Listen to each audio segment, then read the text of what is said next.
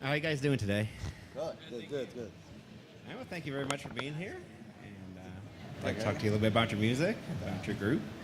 And I also want you to start off by telling me a little bit about Nati Cano and his contributions to this musical style.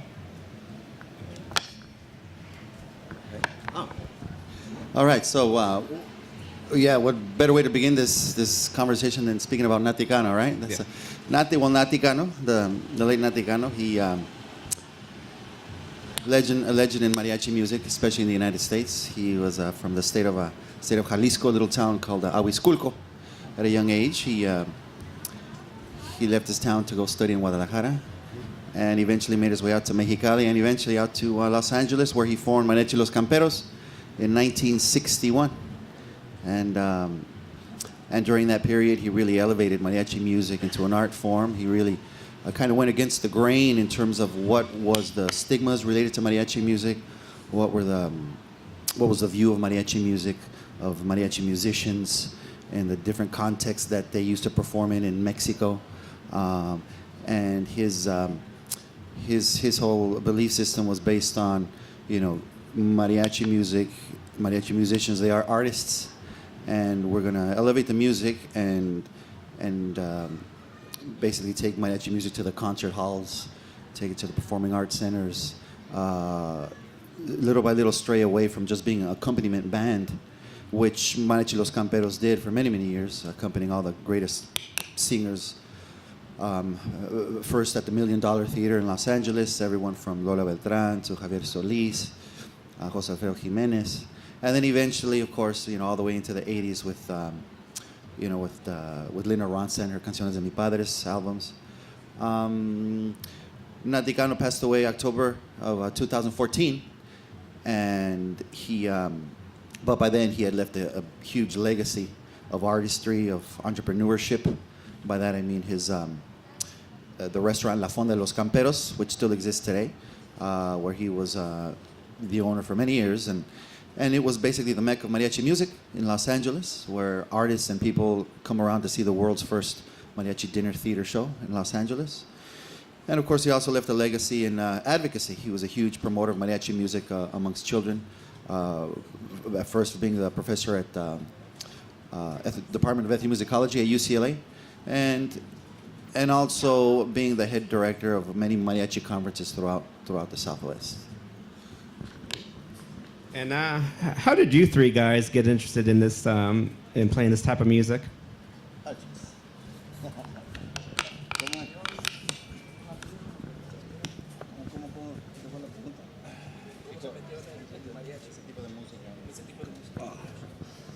Well, myself, I'm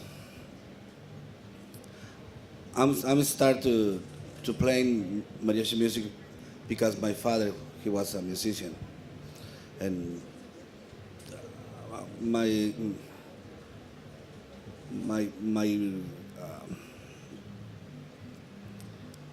childhood was musicians also. My friends, I start with them, and my dream was being with Los Camperos, and my dream came true in 1989. So the rest, I'm here. We are here, part of Mariachi Los Camperos. Every other musician, I think, have a different history, but usually we came from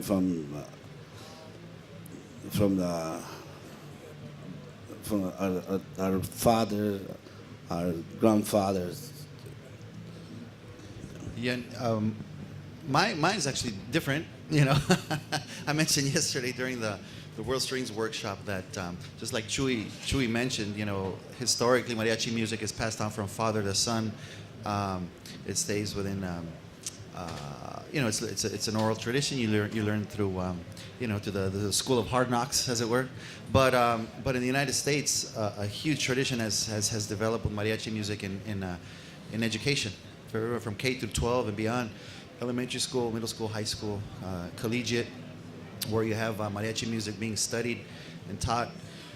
And my introduction to mariachi music specifically was via a collegiate class when I started at University of Los Angeles, California, Los Angeles, at UCLA, the Department of Ethnomusicology, where Chuy was a professor. Jesus was a professor there and still is, and that's where I made him taking the class as an undergraduate. And like I said, even though I had already played music as a child, the introduction to mariachi music specifically happened by way of that course, and then little by little, making slowly making your way into the professional realm. But yeah, whereas in Mexico, as Chuy had mentioned, you do learn it from your father, your grandfather, your uncles, etc. My went via schools. Yeah. And mine was a little different from Sergio's story. It was my cousin's fault that he got me into mariachi music. My parents used to listen to it. They would listen to it often.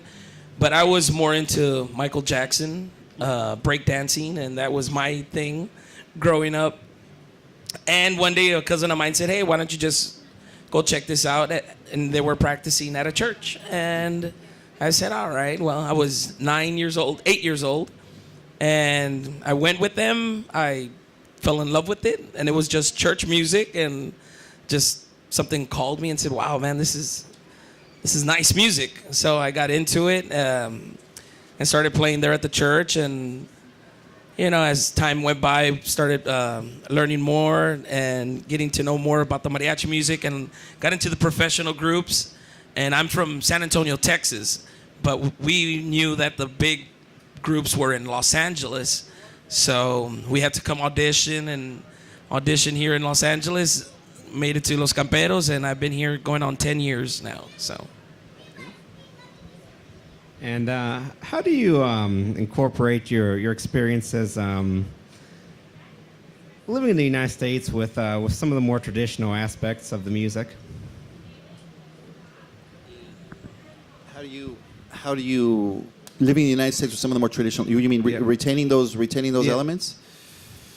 Well, I mean, there's always that bridge, between the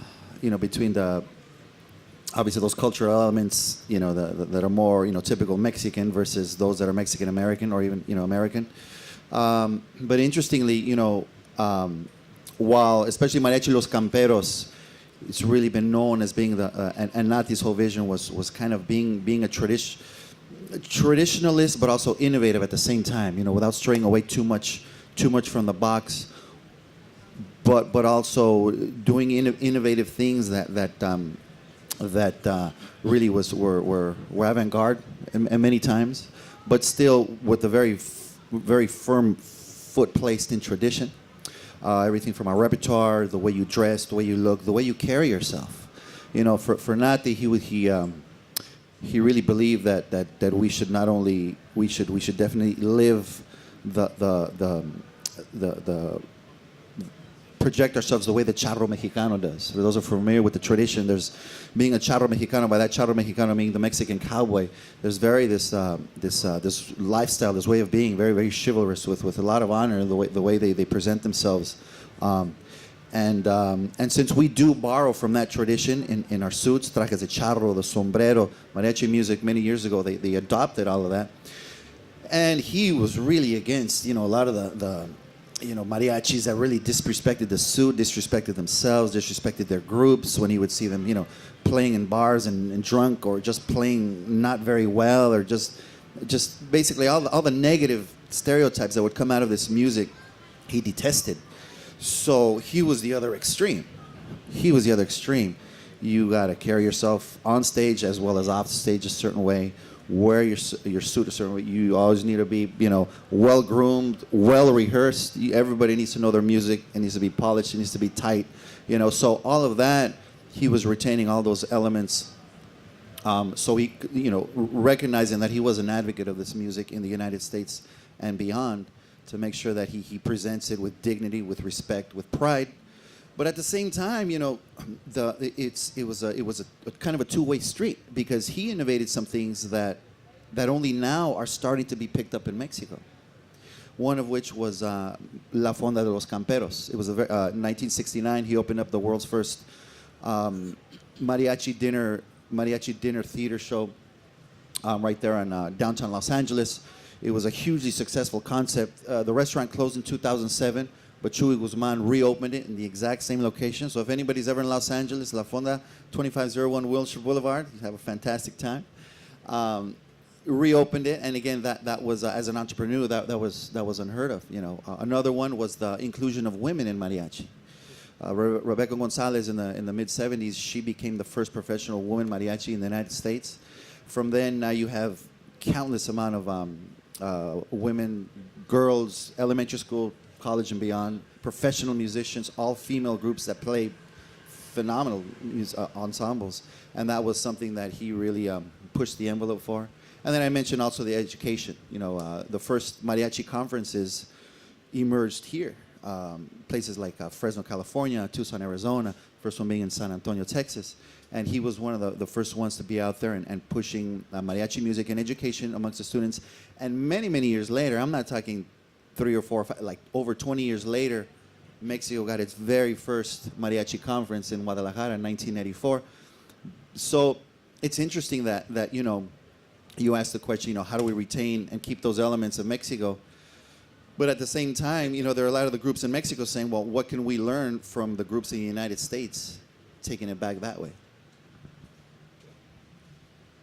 And also, you had mentioned your suits. Well, where do you get your suits? Our suits. No, not that. I wish they were from Target. We have some tailors in Los Angeles.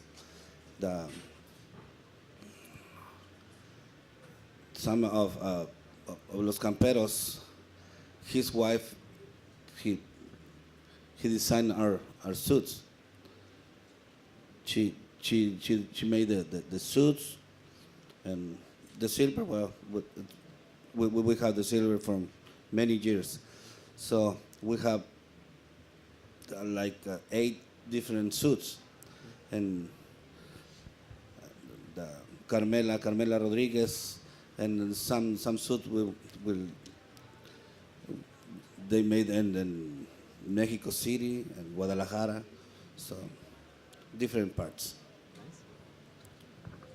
And also, I see that you had a harp there. I was wondering if you could tell me a little bit about it.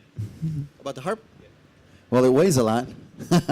No, the mariachi harp, the Mexican harp, it's a traditional mariachi instrument. A lot of people may not know that, but it is one of the original instruments of the mariachi music.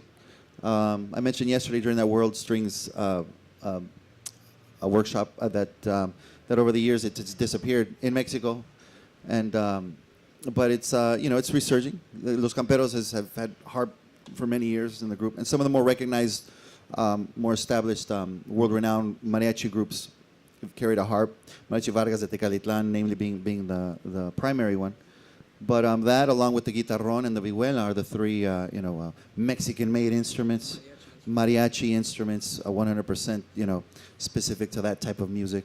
Of course, you have a guitar and violin and trumpets, which the mariachi incorporates. But in terms of mariachi specifically, yeah, the guitarrón, the vihuela, and the harp. And is that custom made or? Yeah, that one's a little neo-traditional. There were some. Well, I can go on and on as to why I think the harp started disappearing 60, 70, 80 years ago in mariachi. One of which is just the structure, the way they were built, and some of the limitations the instrument had to an evolving, developing type of musical style. So we had to make some modifications to it, and I think we spoiled Chuy Guzman because now his arrangements have some really complex stuff in there that I'm trying to keep up with him. And I think I'm good for now. Unless there's anything else you care to add, or anything else you think we should know, or Maybe questions from anybody?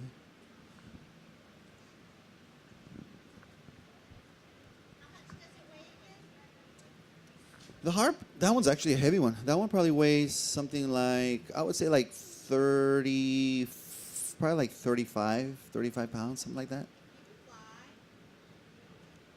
Yeah, we stick it in a fiberglass case and and pray that it doesn't get busted. Yeah. No. But sometimes we have to be careful because he has a special case for that harp when we travel, and they think it's a coffin. Yeah.